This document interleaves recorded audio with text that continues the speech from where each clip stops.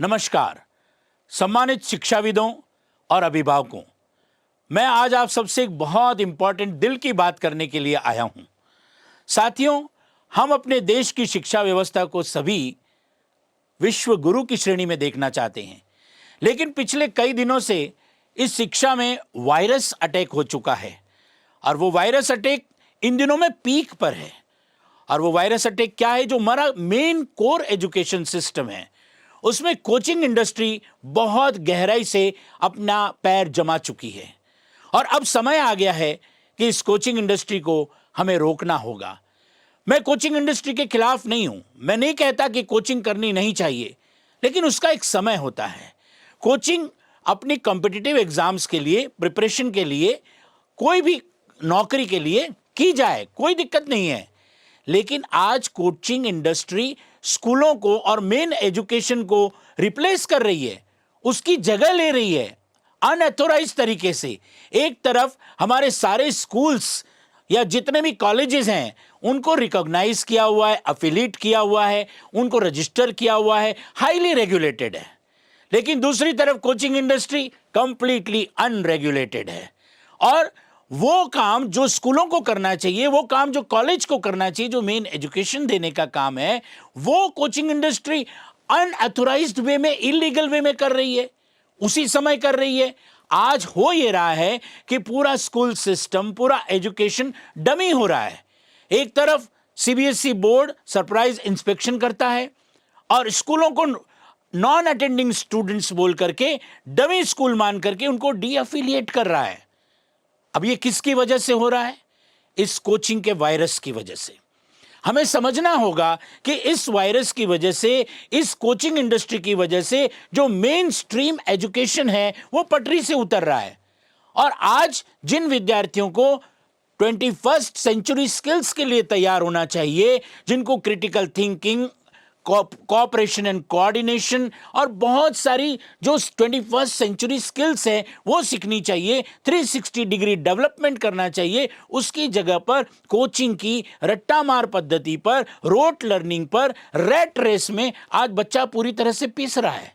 हमें इसको समझना होगा और इसे रोकना होगा। इसको रोकने का बहुत सिंपल सा उपाय है। हमने अभी सजेशंस, कुछ गाइडलाइंस, कुछ हमारी तरफ से एडवाइजरी हमारे स्कूल संगठनों ने मिल करके जारी की है। मैं चाहता हूं कि आप उसे देखें, पढ़ें, समझें। हमारा इतना ही कहना है कि जो coaching regulation and control act को लेकर के सेंट्रल गवर्नमेंट ने गाइडलाइंस जारी की है, उन गाइडलाइंस को मान लिया जाए। That's all. अगर coaching regulation and control act की जो गाइडलाइंस केंद्र सरकार ने लागू की है और राजस्थान राज्य सरकार उस पर एक्ट में विचाराधीन है, हम ये मान के चल रहे हैं कि बहुत जल्दी राजस्थान गवर्नमेंट का कोचिंग रेगुलेशन एक्ट बहुत जल्दी पास हो जाएगा और ये इंप्लीमेंट भी हो जाएगा।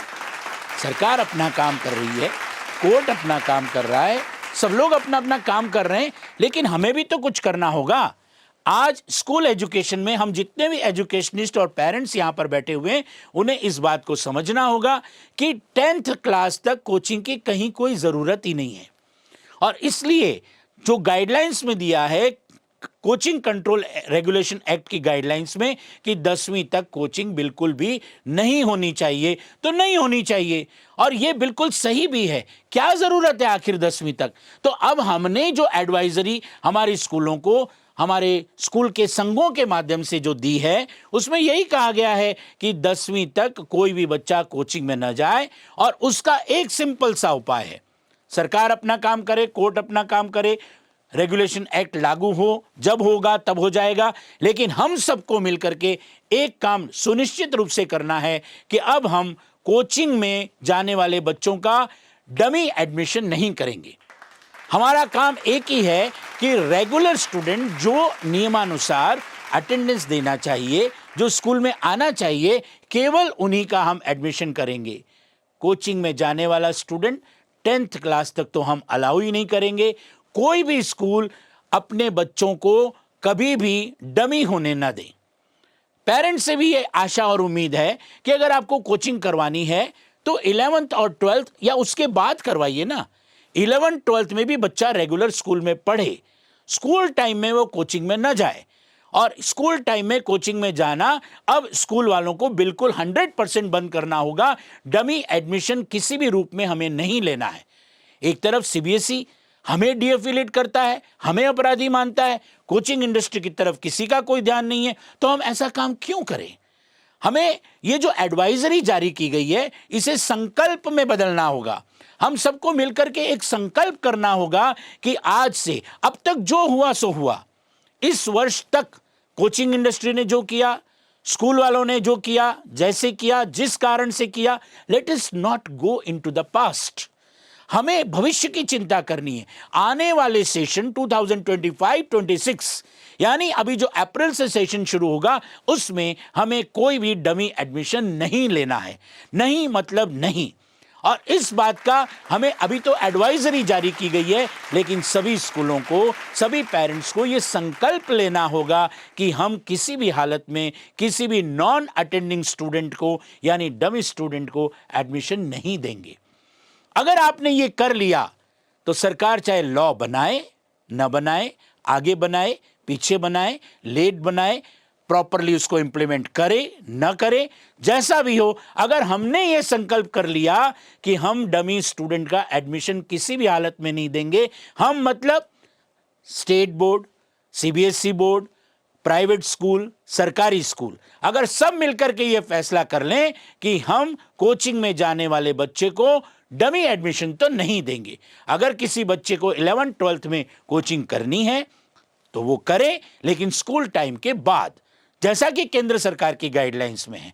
अगर हम ऐसा कर लेते हैं तो निश्चित रूप से इसी वर्ष यानी इसी अप्रैल से कोचिंग इंडस्ट्री अपने घुटनों पर आ जाएगी। कोचिंग इंडस्ट्री पूरी तरह से प्रभावित होगी और जो अवैध धंधा, जो इल्लीगल व्यापार वो लोग सब कर रहे हैं और स्कूल एजुकेशन को रिप्लेस कर रहे हैं, वो बिल्कुल तुरंत रुक जाएगा। इसके लिए कुछ करने की आवश्यकता नहीं है, हमें नियमों का पालन करना है और कोचिंग इंडस्ट्री को भी गाइडलाइंस का पालन करने के लिए मजबूर करना है।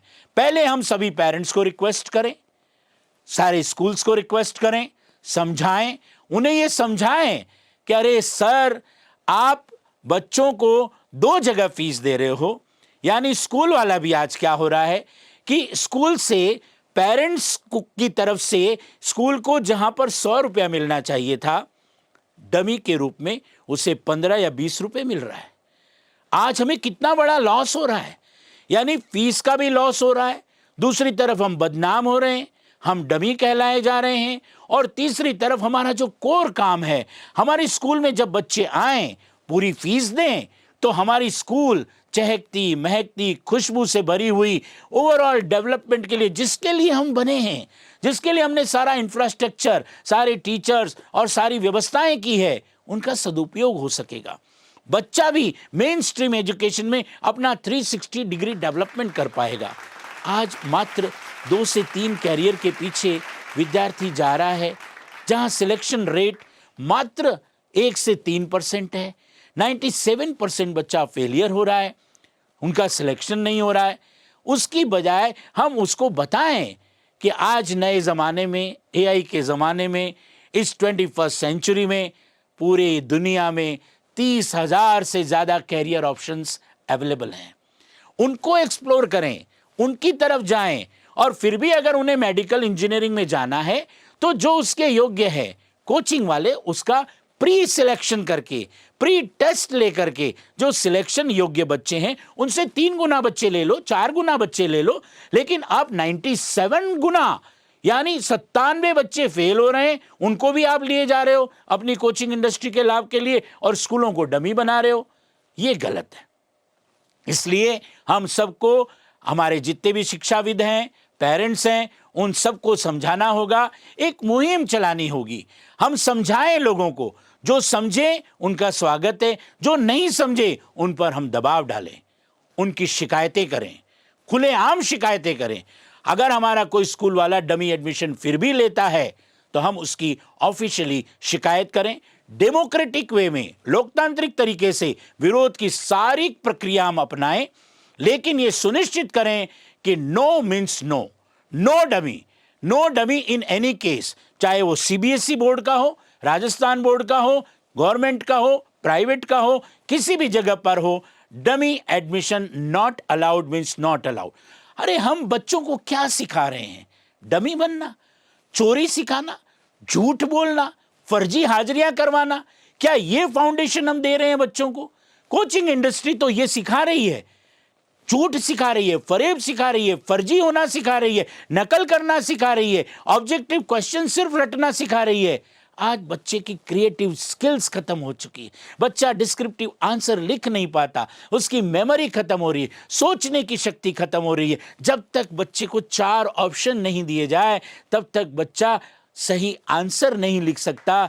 ऐसी कौन सी शिक्षा हम उसे दे रहे हैं? हमारा कहना है कि 12th तक मेन एजुकेशन ले बच्चा, और 12th के बाद अभी उसको 1 साल तो कम से कम IIT के लिए भी मिलता है 12th के बाद, और मेडिकल के लिए तो बहुत सारे चांसेस मिलते हैं जब तक उसकी एज है, he is qualified to appear for many attempts. तो वहां पर कहां दिक्कत है? 12th तक उसको पढ़ने दीजिए, अपना स्वयं का डिसीजन लेने दीजिए, उसको मैच्योर डिसीजन लेने दीजिए, उस पर पेरेंट्स या कोचिंग वाले अपनी मार्केटिंग के थ्रू न थोपें। तो ये मेरे विनम्र निवेदन है कि मेरे जितने भी शिक्षाविद साथी मुझे सुन रहे हैं, पेरेंट्स सुन रहे हैं, इस रियल एजुकेशन के मर्म को समझें। हम coaching regulation and control act की गाइडलाइंस जो सेंट्रल गवर्नमेंट ने जारी की है उनका सम्मान करें। अब 1 साल होने वाला है। 16 जनवरी 2024 को सेंट्रल गवर्नमेंट ने केंद्र की गाइडलाइंस जारी की थी। 1 साल खत्म होने जा रहा है। अब 1 साल खत्म होने पर अब भी अगर हमने संकल्प नहीं किया तो बहुत देर हो जाएगी। हमारी शिक्षा व्यवस्था पूरी की पूरी पटरी से उतर जाएगी। इसे संभालने का दायित्व हमारा, आपका, हम सबका है। हम मिलकर के इस यज्ञ में आहुति दें और पूरे भारत देश को विश्व गुरु बनाने की तरफ ले जाएं। Main education, main stream education, core education, जहां 360 डिग्री डेवलपमेंट हो, बच्चा पूरी तरह से हंसते खेलते बिना किसी तनाव के पूरी शिक्षा ग्रहण कर सके, अपनी इच्छा से शिक्षा ग्रहण कर सके, और उसके बाद अगर उसे लगे कि उसे कोचिंग करनी चाहिए तो निश्चित रूप से करे। हम कोचिंग के खिलाफ नहीं हैं, लेकिन उसका एक सही समय होता है। और कोचिंग इंडस्ट्री से भी यह विनम्र निवेदन है कि सुमोटो की तरह स्वयं भी इसका आकलन करें और दूसरे के कार्यक्षेत्र में दखलंदाजी बंद करें।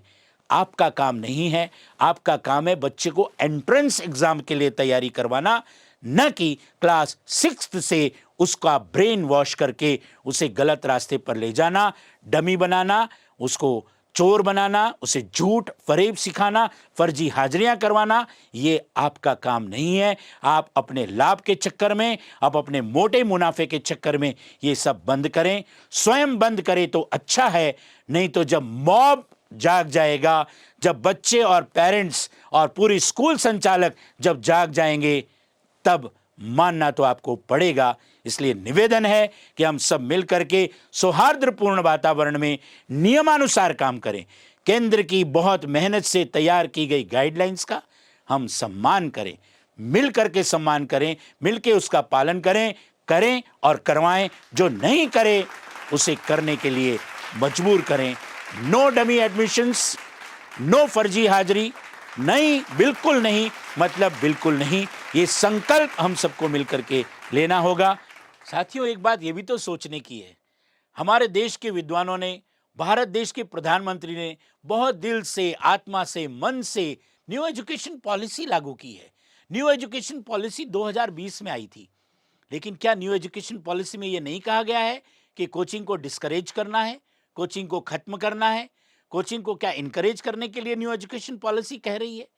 हम सबको ये भी समझना है कि न्यू एजुकेशन पॉलिसी जो नेशनल लेवल पर इतनी बड़े अरमानों के साथ लागू की गई है, वो अपने सही अर्थों में लागू हो, और उसे सही अर्थों में अगर लागू करना है तो कोचिंग की कहीं जगह नहीं है उसमें।